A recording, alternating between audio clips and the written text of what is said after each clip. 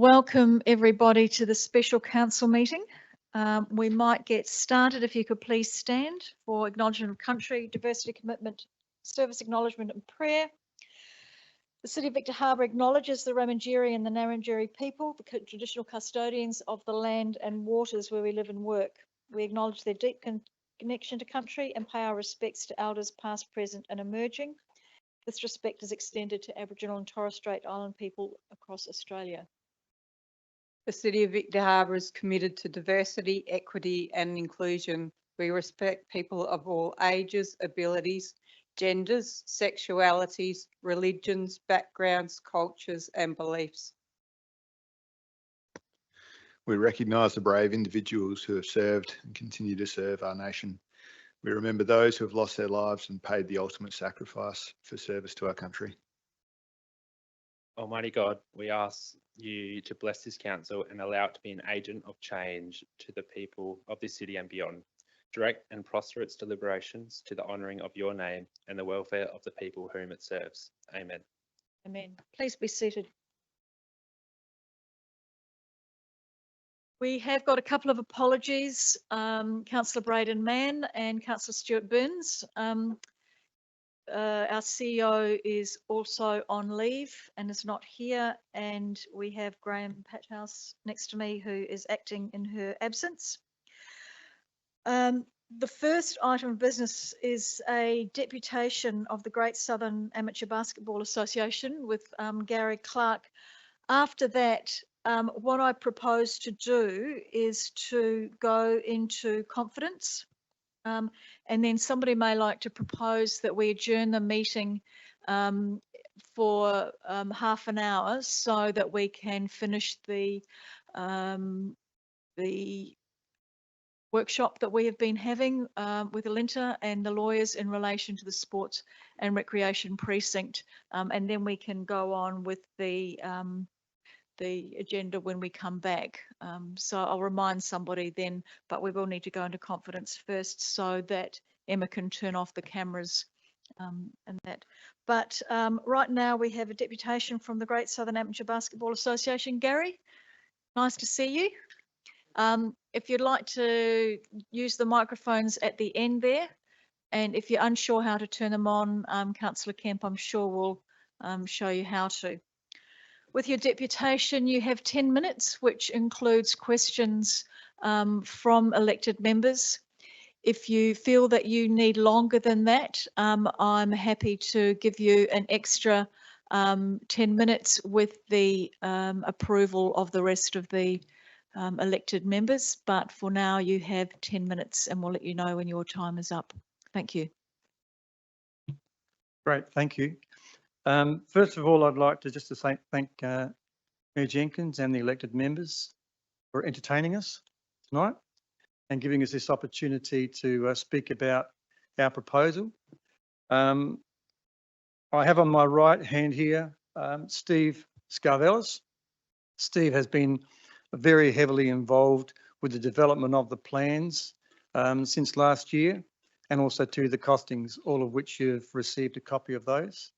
So Steve plays quite an important part in understanding our ideas as far as the design and things like that is concerned. It is a stakeholder proposal, not just basketball. I am obviously a key stakeholder, being the president of the Great Southern Amateur Basketball Association. We also too have been in meetings with the Victor Harbor Gymnastics Club, and Nairi, who is the president, would be present here tonight, but unfortunately she's suffering from COVID, so she's not able to make the meeting, but she would be here as well to present anything. This is just wanted to highlight before I hand across to Steve that this is not a recent proposal. We have been working on this proposal for some time, so we'll just leave it at that it's not a new proposal. Okay, it is one that has been in the pipeline for quite some time. And so we've spent extensive hours working through options to make sure that we're not wasting people's time in asking you to take a closer look at it. So what I'd like to do now is to hand over to Steve and allow him then to do his bit. Thank you. Thanks, Gary, and thanks to everyone for having us here. Just on my experience of did 10 years with Basketball Association. My kids have played basketball all that time, and I can go into a bit more about my experience at the end or through question time, but we'll just get back into it for now. We have here to put forward a proposal that is designed to meet the growing needs of the community. As an example, both basketball and gymnastics have had kids wanting to join and either aren't able to join because there's not enough area, or they aren't able to train and have competitions enough because there's just simply not enough facilities around. Port Elliot Schools closed down their gym for our use. It's hard to get into some of the colleges, and some of the teams aren't even training. There's over 200 kids in the gymnastics who can't join because they don't have enough room. They have lots of other limits that I'm sure Nairi will, when she gets her chance to speak, will explain. Lots of our kids are trained on Sundays in the afternoons because that's the only time that they can get a court. There's other interested groups that can't utilise the recreation centre due to this lack of availability and places to meet. The growth projections for the region demand a facility that needs to be upgraded, and one like this. Our plans have been designed around a start point for a lot of users. They've been engineered and costed by industry professionals and trades. The current stage plans cater for gymnastics, indoor sports such as netball, basketball, volleyball, badminton and more, inclusive of alternative needs, disability programs for dance, martial arts, cultural expression, there's a creche and childcare, indoor cafe, music, concerts and drama events can be held, classes such as yoga, Pilates, wellbeing, all the and there's spaces for our presentation room and trophy sort of rooms, but that also is big enough room for conferences. Meetings can be there. Event hire is a key to that room and a lot of the project design. It can be used as a fire and disaster refuge, a big indoor indoor area in case it's needed.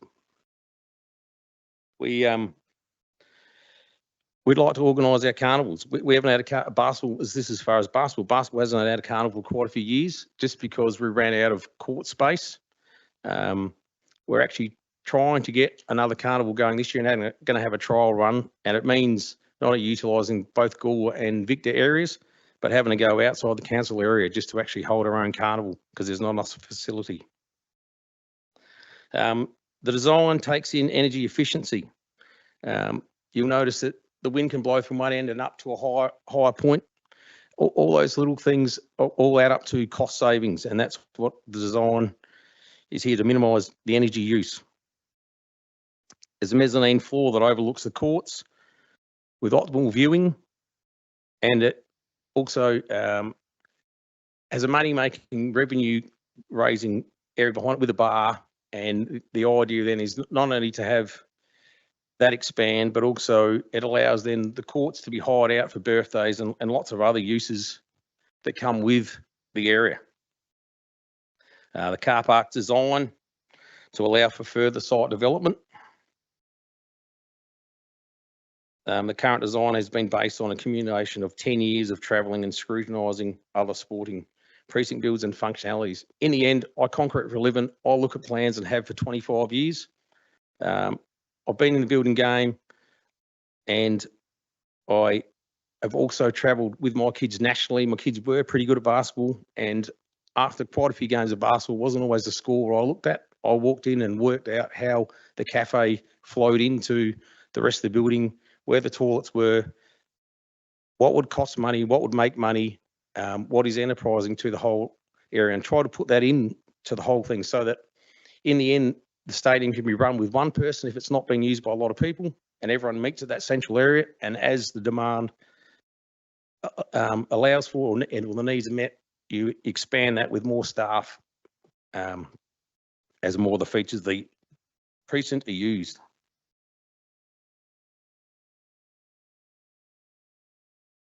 Yep.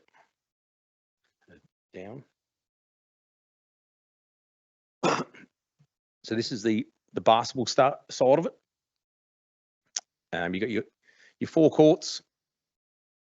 There's a expandable grandstand so that you can have court 1 as the show court on the left-hand side. It allows to have big feature games, Adelaide District games down, lots of that kind of thing. There's a grandstand on the right-hand side. In the middle of it is not only the underneath rooms for toilets and meeting room for the basketball teams before they play. It also has a mezzanine over the top that I talked about earlier, which then flows into the bar, and great viewing area for all 4 courts and a revenue raiser. I just want to highlight the fact that these facilities can clearly be utilised by other interest groups as well. So when we're taking a look at things like an expandable a viewing area and things like that, the space itself, we've been looking at that as to how other user groups can capitalise on what's already been utilised for one thing. So it's like anything, when you see a new stadium put together, you see all those lines that have been painted on the floor. Of course, all those lines mean something. And so that means that we accommodate things like indoor netball, volleyball, badminton, anything, indoor soccer, any of those sports. So it's about being a multi-use facility. And we just wanted to make sure that you're aware that the things that we're actually showing here have got more than just one purpose. So when you look at a stadium, you've got to be looking at multiple purposes and multiple user groups being able to access it. As with the plan up on the screen now, it has, Sorry, 2 minutes left. has multiple viewing areas there. It's got a sunken lounge either side, and then also the top part. So it allows for a lot of people to sit and watch, and so a lot of people to be up there utilising the area. In the end, the proposal is affordable and works within existing budgets working within the community means. As minimal impost to ratepayers through a cost-effective building design. And that's a lot of what we thought about was, in the end, we all have to pay for it. And we didn't have things we don't need, and it covers a lot of bases. Council control, the council asset can be controlled by the community. The use of local trades, services and professions inbuilt and in the management. The money is kept within the local community.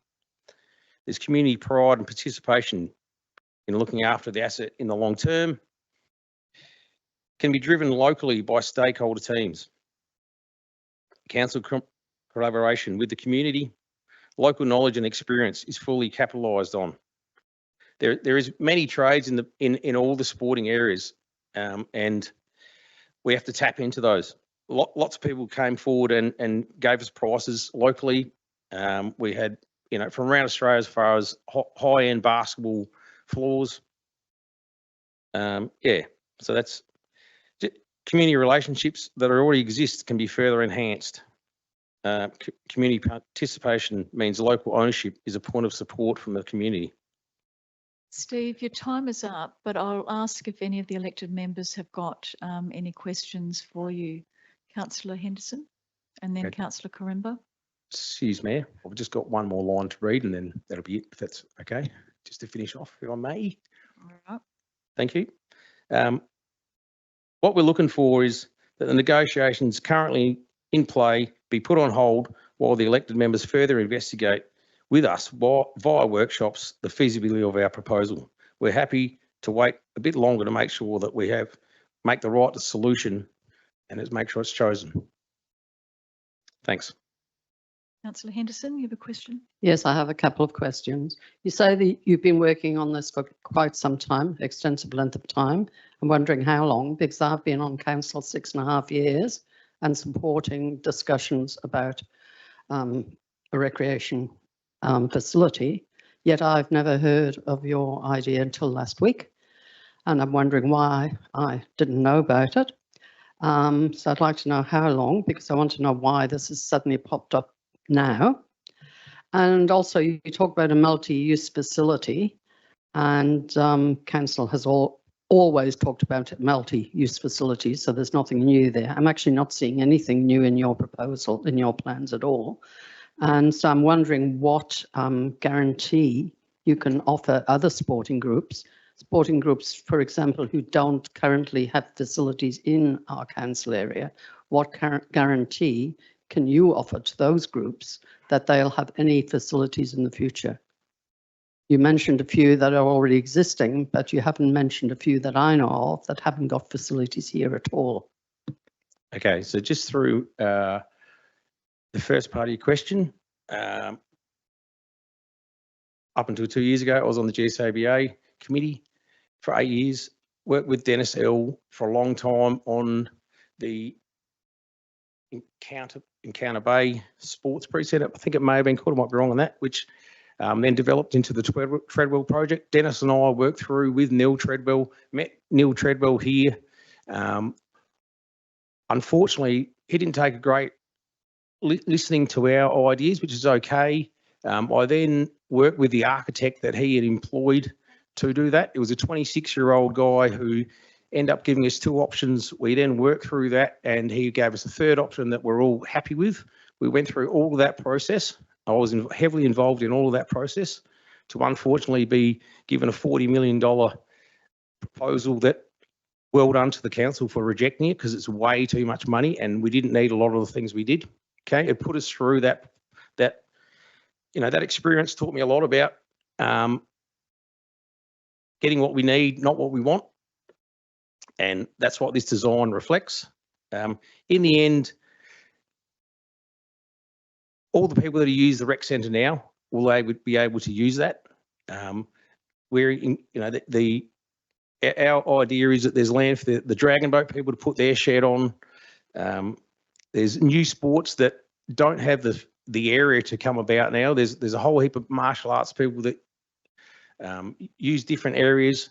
I know of a couple of groups that would like to have and haven't because they can't get room.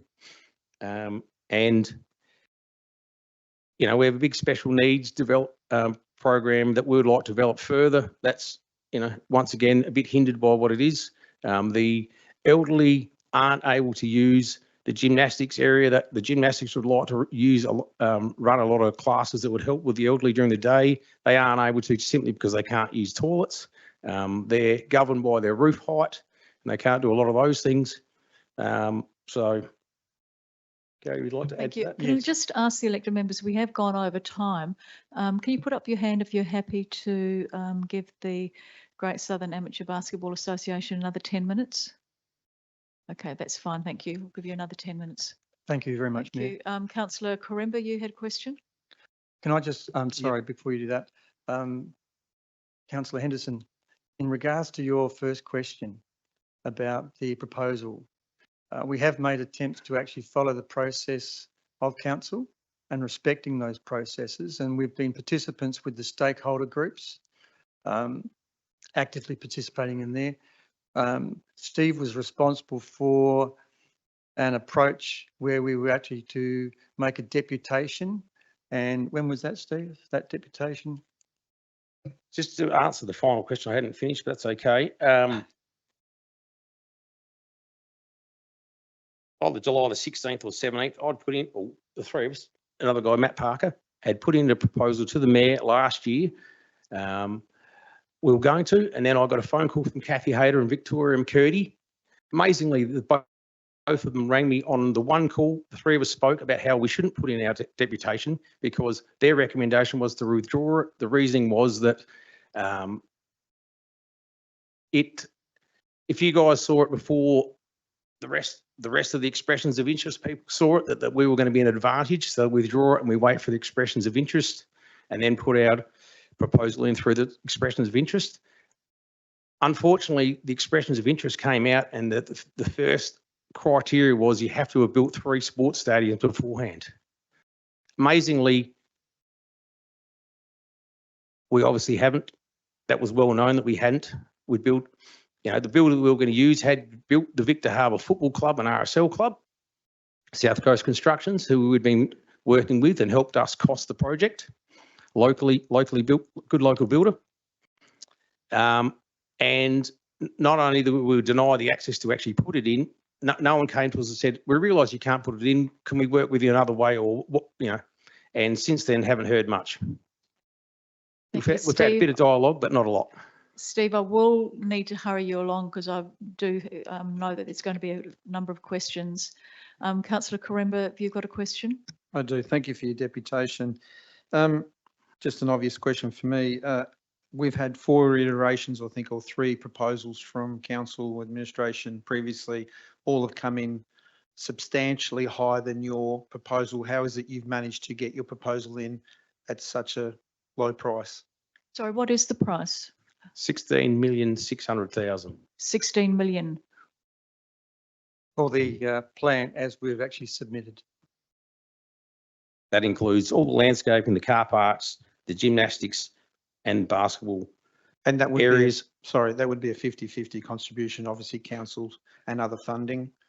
Doesn't Yes. have to be, that's what we're Yes. looking So at. how much do you want council to put in? Well, we'd be looking at half of it for council, half of it for obviously state Commonwealth funding. So the whole idea is to actually work within the means of what we believe the community has the capacity to actually pay, rather than taking on something that's an onerous task and then committing the community to something that's much more long term. So hence, Yes, I we've think looked- council is very much on that on your side with that. We want Yeah. something that the community can afford, and Yes. we're working towards that. But I'm interested in yours. So $8 million. Who pays the depreciation costs? Who owns it? well, council would own it. And so council pay depreciation. How much will that be over the lifetime of the building? That's a very good question. I don't have an answer for you on that, Okay. Mayor. This is the sort of thing that we'd actually love to have the opportunity to really unpack a lot more. Because obviously those details are the sort of thing where you really need to have the right people with the head around it. And I'm certainly not that person. Just have some follow-up questions, if I may. Just before I finish with the price. Yeah, so that price was priced last year, middle of last year. It was sent to lots of local trades. It was got the designs been engineered by the local engineer Sturt Humphreys, then sent on to PT Designs for them to look at. It's sent to big structural steel companies in Adelaide where prices were given. I've since found out that the steel price is actually going down, but I'm sure there's other costs and that may have risen. So that was as at July last year. And yeah. Councillor Cranmer? Thanks. So obviously being a community or council-owned building controlled by council and the key stakeholders, do you envision a situation where you could find ways or avenues of increasing the money that you bring in so that, because obviously any structure we build would probably require subsidies. So you would envision a situation where we could reduce the requirement from the community to subsidise the building. Is that something you're willing to work on? Absolutely. We're local people. We're community people. And we've been here for many years. I've been here for 25 years and put a lot of time into volunteer organisations. So our heart's in the community, not just in some mega structure that might suit one particular use. So we're ideas people, we're entrepreneurial people. We think outside the square. We're looking for opportunities to reduce costs to the ratepayers. We understand the bleed that's happening with ratepayers. We're ratepayers ourselves. We know how tough it is. So we really want to be looking at something that we can actually have that opportunity to expand our entrepreneurial mindset, thinking of ways of actually bringing money in, reducing costs to council, reducing costs to ratepayers. That's in our interest, always has been, always will be. In the end, previously, the $40 million projects haven't worked, and we decided to put something together to help you guys, to show you guys the community-based part of it and also the actual cost. of a design, as well as what we'd like in our sports precinct. You know, this is a fairly detailed look at what's needed, with the main thing of, you know, like at the moment, one lady runs the canteen who takes all the money at the rec centre, and there's no reason why that can't happen for a lot of it. And then when we have bigger events or when it's hired out to other users, and the need for more staff, then the costs may rise there. But that's where it's a profitable exercise to do. Are there any other questions from any other elected members? Councillor Kemp, did you want to ask a question? Thanks, gentlemen, for your presentation. Construction materials, what's it going to be made out of? It's got to be tilt slab, or it's got to be corrugated iron cladding, or Tilt slab, which helps with the fire refuge, and yeah, corrugated iron roof, fireproofed. conceptual floor designs like tiles or wooden, or I know the basketball has to be wooden, but Yep. the rest of the facilities. Polished concrete, exposed aggregate outside, and yes, your normal basketball floorings and gymnastic floorings. In the end, if you look at the design at the front, which I might be able to get through to. Right. It's a nice design for the front, pleasing on the eye. The other three sides are concrete walls or basic walls that don't need any flair to try and keep the cost down. Any other Michael? Thanks for the presentation, guys. I'm kind of putting you on the spot here, but are you aware of any other comparable enterprises that you know, similar to what you're suggesting? Certainly. Forestville Stadium or Basketball Centre, which is where the showgrounds is, just had 7 courts done up for $17 million.